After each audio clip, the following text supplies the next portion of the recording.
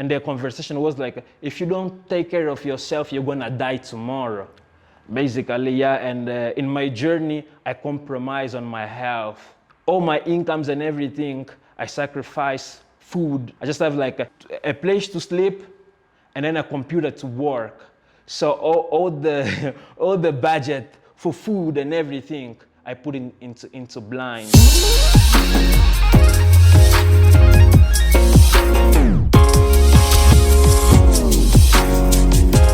Obviously, I'm getting to know a little bit more about you, but everybody else wants to know a bit more about you. So, your background, how did you start your business and how did it all come to you? How did you even know you're a creative personality? Oh, all right. Oh, all right. This question it's a little bit tricky to answer, but I remember since I was a child, I wanted to be a designer. I really knew that since when I got all my sense together, and I started first with designing comics. So yeah, I was drawing comic books and Like stuff. Superman type of comics? Yeah, But I'm into I started with Dragon Ball. Oh. And yeah, Dragon Ball, those Japan anime. Yeah, this is how I started. From that moment on, I started developing more. I got into photography, graphic design, and everything like that. Yeah, this is how I basically started. Okay. Yeah. So if you had to think of the one moment that really struck to you that you should stay in this industry, what was that moment? Oh, that moment happens back in 2013 when I first came across to Photoshop. Yeah. I came across even before Photoshop. I came across first to Photo Draw, yeah, and then Photoshop came, and then the Adobe came to replace that. And the first time that I came across to that software, I said this is my thing. I have to do that. And my first day designing logo or designing posters on that, I nailed it. Even the person that brought the software to me was shocked, was surprised, yeah, it's you did the right thing. Okay, now, you said you did some Dragon Ball Z, and not everybody really understands, comics and graphics and those type of things. What is one of the challenges that you actually feel like you face? Maybe I would say was the equipment that I was using, because I first started watching the thing on TV, so I had to pause the TV, the whole show to design, and sometimes I would grab my paper and then paste it against the TV and then start drawing the things.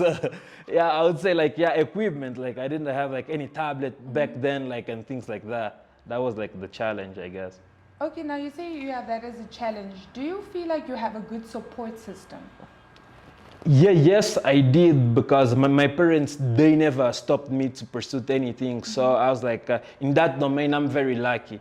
Yeah, my parents, they just as long as you bring us a qualification or anything, doesn't matter, whatever thing that you want to do, yeah, they say go ahead and do that. Okay, so besides having your parents super proud of you, what do you feel like is the one moment when you're I'm in the right industry, this is for me? Which was your biggest project that you ever landed? Back then, or in my journey? In your journey, back then, now, all of it. Which was your biggest project you've ever worked on? Oh, the biggest project is the one that we're currently working, is a TEDx. It's a TEDx project. Okay.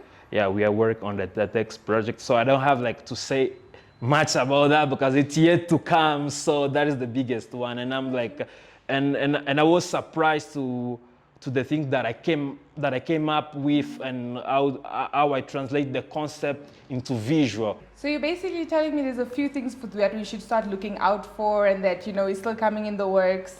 Yeah, I would say I would say that. Okay, starting up your own business and your own company, what do you think is the one thing you wish you honestly knew before you even started up? Is it one of those things where you I wish I saved up every dollar my mother gave me in primary school? Did you wish, you knew that if you could do this on this program? What is the one thing you honestly wish you knew before you started your company? That is a little bit tricky to answer for me because everything build up in the way that everything how can I say that, just help to shape where I am currently. But one thing that I wish I knew before I start on is to not waste time. Okay. That's the only thing that I can say. Nothing to do with creative skills or anything like that, because like I start with that, I start on the right time. It's just like don't waste time, and don't waste time.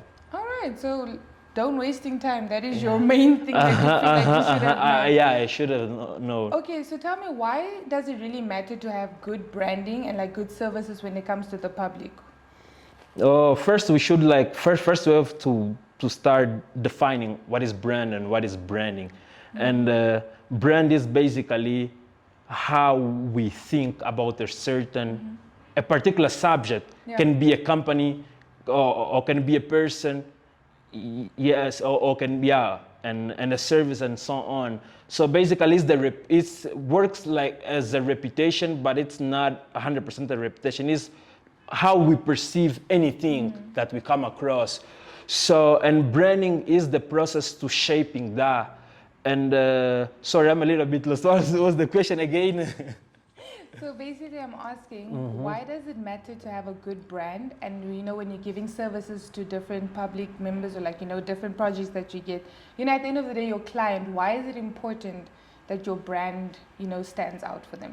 Yeah, but it's so important because it's what differentiates you from everybody else. It's basically starting from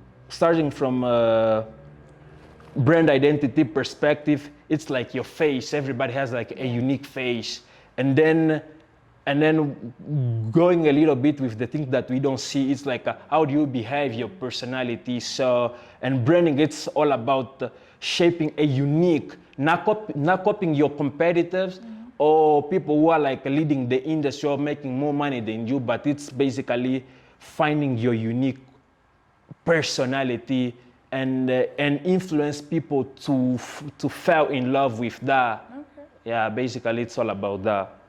All right, so basically it's making people fall in love with you. That's why your brand is important. Yes. Got you. Okay, so tell me, what was that one moment that you feel like you actually failed? Like that moment was that moment where you felt, I failed in this moment. Like it was difficult. But these are the type of conversations we need to have. If you Yeah, think about it. 100%. People need to know that not everything is always, daisies and rainbows and sunshine and unicorns. Sometimes they need to know, we do have these moments, because a lot of people think creatives are just up there and they don't have their down days, because normally creatives are happy people. But what is the day that you felt like I failed and I could have done better? That moment happened when I went to see the doctor. And their conversation was like, if you don't take care of yourself, you're gonna die tomorrow. Basically, yeah, and in my journey, I compromise on my health. That's the one thing that I would say like I felt in that. All my incomes and everything, I sacrifice food and everything. I just have like a roof, a place to sleep, and then a computer to work. So all the budget for food and everything, I put into blind. So you're telling me you were kind of working like a robot, because these days it's only androids that really do, they can work on basically nothing besides, electricity or a battery. That's the thing, But you were human, you need these type of things. So you're telling me when a doctor told you, Pedro, what's happening? You have to be serious, because basically I remember what I had, like I just bought like a pack of eggs and bread. I was like eating that every single day, for more than 1 month. Every single day? Yeah, and sometimes eat out occasionally, but there's like my dinner was bread with eggs. You clearly didn't get all your nutrients. And I'm still like, and I'm still in the process of recovering. Let's get into more of the branding and business side of it. Tell me, so many people think that branding is just a normal, simple thing, right? Yes. They just think, okay, just slap a logo on something and send it out there. But I'm pretty sure that you as a creative, you know that there's more to branding. So give the people a bit of an explanation behind what branding is and why branding is important as well. You've mentioned the fact that, it's about the face and people being involved like that. But at the same time, what is branding to you?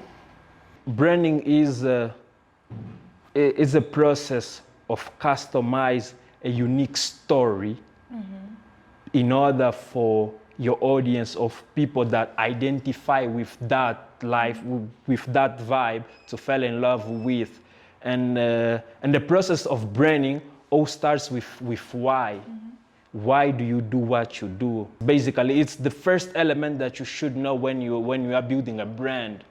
Why everybody should matter.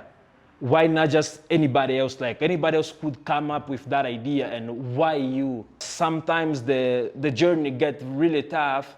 If you don't have your why established, you're gonna quit, just like me, because I knew my why was bigger than myself. So that's why I sacrificed my personal life. The why behind Blind is something bigger than myself. I'm just a servant. I'm just somebody who is leading, but yeah, it's something bigger.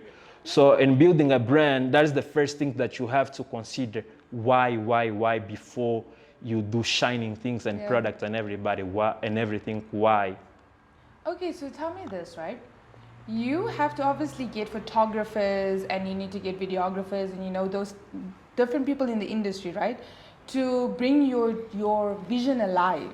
So in Blind, what is your system, or how do you decide on who you're going to bring along onto your team? How do you scout them? How do you find them? Do you text that one person that you trust?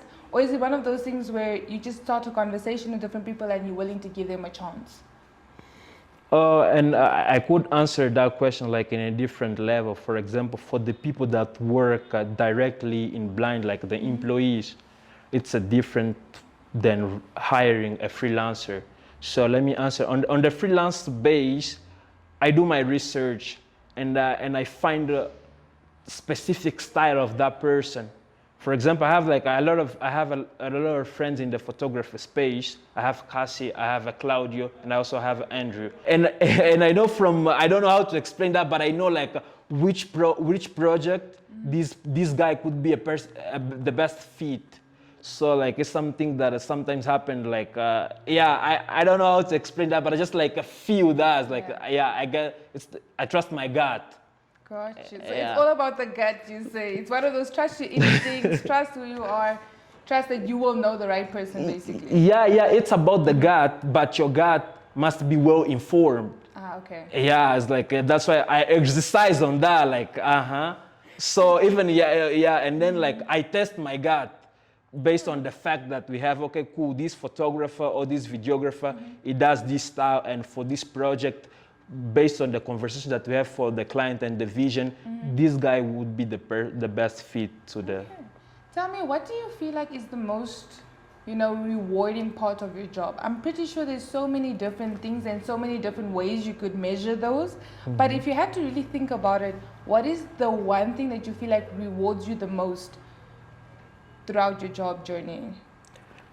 I think what rewards me the most is could be one day when I have my families or even my family member, we are driving down in the city and then we see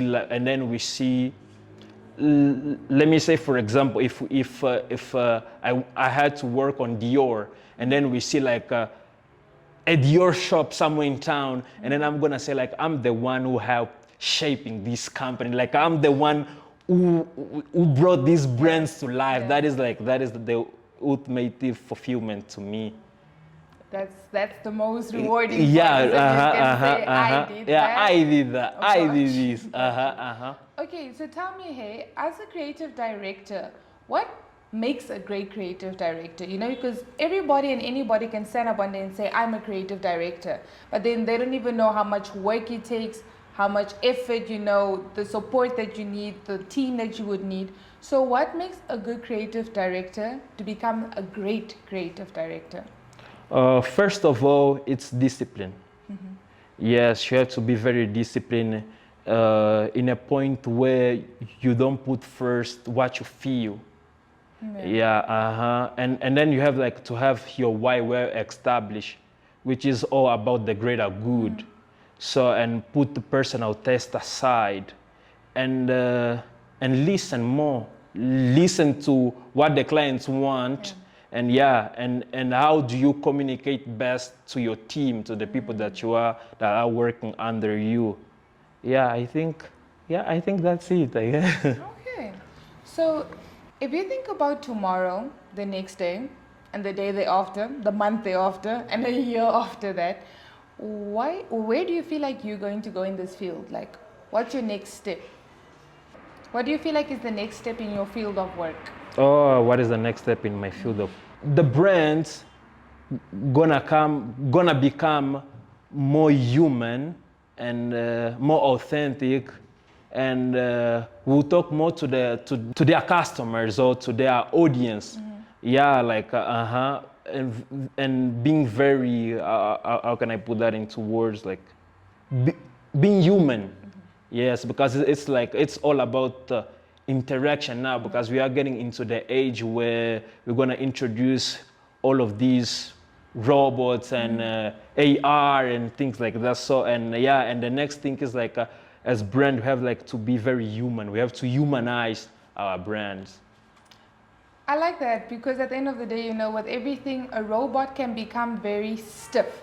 You will still have to put in the color, the brand, the logo, which thread you want to use, which print, which font you want to use, basically.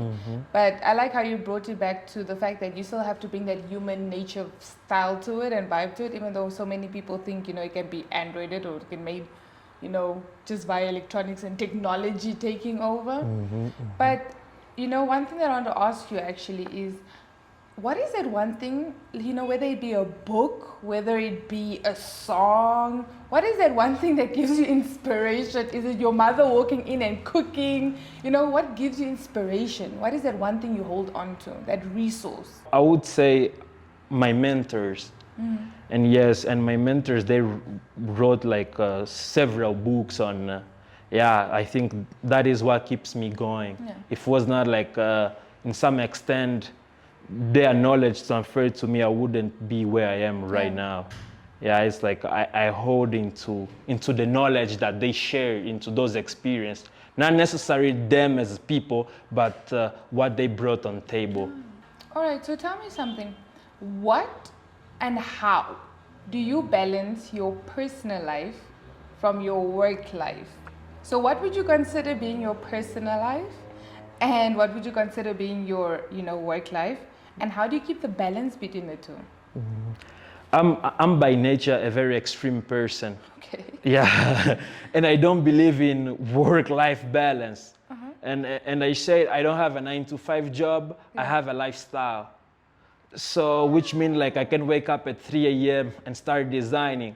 Gotcha. And I can spend the whole day in the office, and then even sleep there, because I remember back then when we had like a bigger office, I used to sleep in the office. You used to sleep in your office? Yes, and visit my house, and then I my house was my house and my house was my office, and I used to live very close to the office. Our office was here by opposite what is this Nictus, and I used to stay by what is this flat Riverport. So and I used to live in my office. Tell me, how do you stay inspired and motivated, especially if you slept at the office? How do you stay motivated, I would say like what keeps me going, it's what sometimes I define as branding. It's to go for something good to great. Yes, it's to go to experience that we haven't had before, to something that people can say, wow. So that is basically what's keep me going. Basically, that's it. Always want to do something that haven't been done before, because I have a lot of friends and I look up to a lot of creative people. People like, some people already passed on, like Steve Jobs. And I ask myself, why can we not have like a Steve Jobs, for example, in Africa? Or yeah, that's what keeps me going. Like I wanna build something that gonna stand worldwide. So till I didn't get that, like I think I won't rest, and that's what keep me going. Okay, so if you say that's what you're trying to, go for, and that is where you aimed to go, what do you feel like are some of the challenges that you face, especially being in this creative industry? With a situation where anybody can, like I said, can decide they are creative. What are some of the challenges that you, knowing that you are true creative, what do you feel like are some of the biggest challenges you face actually?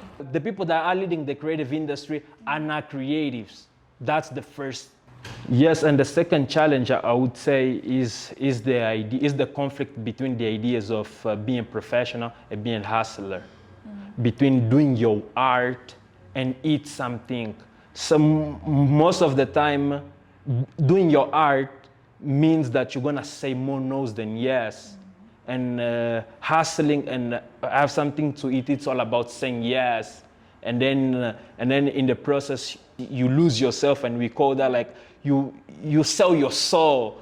That's. So you feel like hustlers are just there to make sure that they have something to eat, but creators make sure that their artwork speaks for them. Yes, creative professionals. Yes. Understood. Okay, so tell me when, if I'm trying to get onto Blind and, I'm trying to work for you, what do you look for when you're hiring somebody? Like what makes, one interviewee to the next interviewee really stand out for you in the sense of this is the person that I know I need and this is the person I know I want? The first thing that I me personally try to extract from them, I ask them this question: what would you do if money were an object? Okay. And the conversation gonna go around that idea. What would you do if money were an object?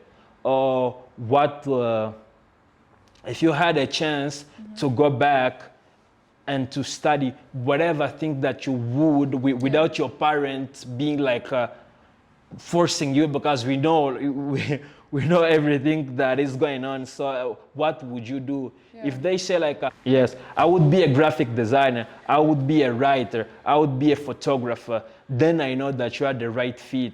Skills and everything comes second. First is your drive, what inspires you, because when the roads get tough, a lot of people quit, but the ones that know why they started and what they are doing, they can resist the test of time or of the challenge that we're facing. That's basically what we. If money was no object, I think I would change my hair color every day. That's what I had to do. But so clearly I'm not on that. Yeah. But okay, coming to an end and all of that, for young creatives and, people who will be watching this and really, maybe, you're sitting in an office and they're watching this and then they're like, no, I'm in the wrong industry. I feel like I'm a creative. And, they want to start up and they want to create this and they want to get into this industry. What advice would you give a young creative? For a young creative, I would say, in the words of David Ogilvy, it says that a creative person is somebody wild. Yeah, and we have like a lot of thoughts going on inside of our head. But we have to have one thing, which is we have to study. We have to discipline our creativity. So basically what I would advise is the first things, study and study and study. And studying doesn't mean you have to go to university or anything. Just do your research. Be informed of what's happened in your industry, what is happening, and what might happen. Basically, it's all about doing research, and studying. And when you're gonna let your mind go free, but respecting the knowledge that you have, all the rules and even how to break it. I think that's the best advice that I would give them. And then second, learn the softwares, because the tools are the second important thing. Yeah, learn the tools, perfect your tools, and you are ready to go. Okay, so you're telling me research and tools. Those are the main important things. That you Yes, need. yes. Because the creativity gonna flow like automatically, naturally in you. Pedro, thank you. I feel like I know a bit more now about being a creative director, understanding brands better, and to basically do my research and to make sure my tools are always sorted. Yeah. Okay. So for Creative Peak, that was your first episode. Thank you for watching.